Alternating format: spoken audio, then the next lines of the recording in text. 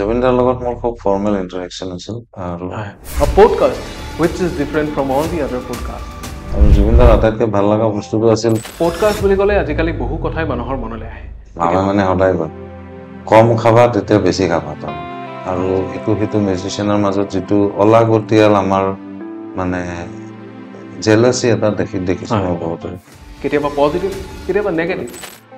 তুমি মই কথা পাতি আমাৰতো মনটো বেয়া লাগি থকা নাই এতিয়া সুখবিন্দৰ সিংজীও ছেড সং গাইছে নুসৰত ফতেহ আলী খানেও গাইছে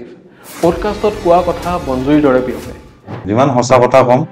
তাৰমানে সিমান সেই বস্তুটো মানুহে ৰিলেট কৰিব পাৰিব বেচিকেলি মানুহবিলাক সদায় অতীততে জীয়াই থাকে আনটি দিব নোৱাৰি তেতিয়া নিজৰ অশান্তি হৈ যায়